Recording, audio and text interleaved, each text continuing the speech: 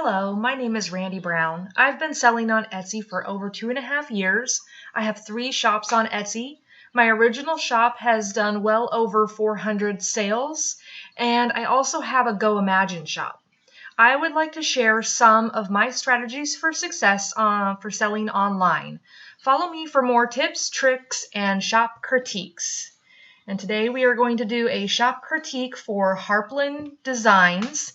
This Etsy shop belongs to Candace. So right off the bat, we land here on her page, and the banner looks a little bit fuzzy. I looked at it on my mobile device, and it looked really good. So I think it needs to be resized. I think there's an issue with that. So that needs to be resized so it looks a little bit more clear. The logo and the banner are cohesive. They do look really nice together, and they have the same font, everything like that looks really great. There's a shop owner photo, which is really good.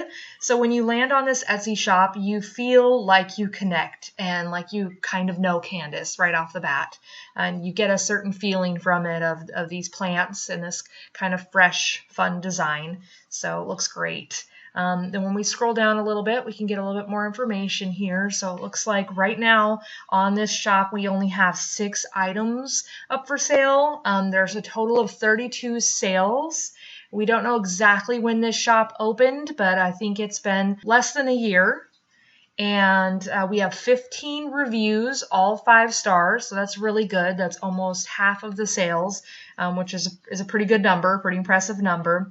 We really need more items. That's the number one thing, is we need more items. The more items that a shop has, the more likely you are to be found for different keywords, and the more you can become an authority in a certain keyword phrase. So Etsy will keep showing you more and more for that keyword phrase if you have more items, and then more of them get favorited and sold and so on.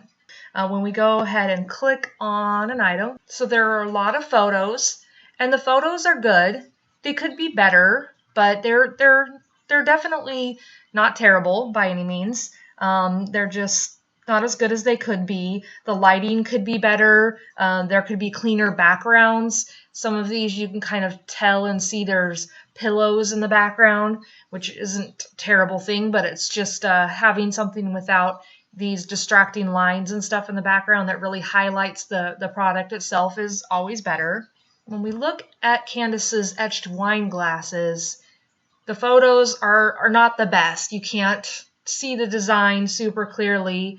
You can, kind of see this shadow that it casts behind it, which is kind of a cool effect, but not necessarily really easy to see the design and to see how bright that etching stands out. I did a little research, and I found, did a search for etched wine glasses, and one of the top finds was this one right here, and I noticed that they had stuffed some fun tissue inside, and I was thinking it would be really good for Candace to try something like this and just see how it turns out. Not a requirement by any means. A lot of the very top sellers have wine inside the wine glasses, but I honestly don't think this is an actual picture of an etched wine glass. I think this is a picture of a plain wine glass, and then they just added the text over the top of it. It's an option, but if it's not going to turn out the way that it looks in the photos, then it's not a good idea. You want to make sure that your item actually turns out the way that it looks in the photos, or you're going to get bad reviews, and we definitely don't want that. So that's an idea of something that Candace could do, is to put some kind of paper inside of here, put a dark background behind it, try some different things to see if that really helps make it stand out, so you can really see the design. That was one idea for improving photos besides the obvious. And then another thing that I wanted to point out is that I think some of these items are one of a kind. So for these, it looks like you have a total of 4 in any of the designs, and looks like you're selling these individually. And then you have a separate listing where you have the set of 4 together. So I'm not sure how many of these that you have. This one says only 1 is available. So if you only have the 4 and this is a one-of-a-kind item, you're playing with fire a little bit with having it listed twice. But you can, the likelihoods 2 people are going to buy it at the exact same moment or something is pretty low. But it's still something you want to be careful about.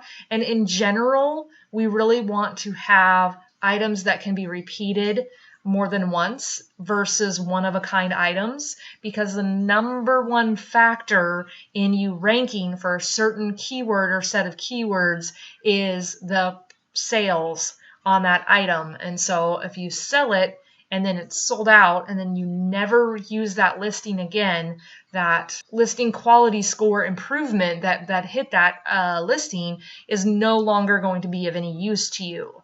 But if you went ahead and renewed it and made the same exact item again or something really similar, then it's already going to have a quality listing score and already going to have a previous sale.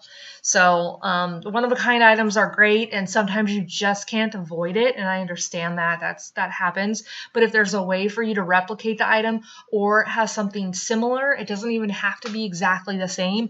You could sell these, and then let's say you wanted to do some wine glasses that actually had stems instead of the stemless wine glasses. You could redo this listing, change up the photos, change the word to not say stemless any longer, and you could relist that, and that's okay. It's close enough as long as it's in general a very similar item. And then another thing I wanted to talk about is on Candace's main page here.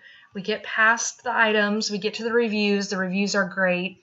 There's a lot of customers that left photos of the item that they purchased, which is really nice. You can always ask customers if you can use the photo that they put on there, and you can use it, and you can even ask them to send you a better copy of it. And a lot of times they'll do that, so that's definitely an option. But when we get to the bottom here, we don't have shop policies. We don't have anything about the owner. We don't have social media links. Some of these things are really easy to add. Some of them are a little bit more time consuming, but I know that you have an Instagram page, and I went to that, and it looks really nice. So I don't know why you wouldn't want that to be on your Etsy to link it. So definitely something that you should look at doing. It's really easy, and I'll show that in just a second.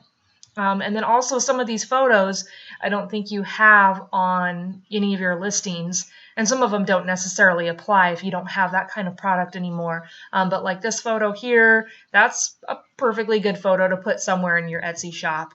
This photo right here, those greens look so bright and vibrant. It looks really nice. So something to consider is to reuse some of these photos in different places, and that's perfectly fine to do.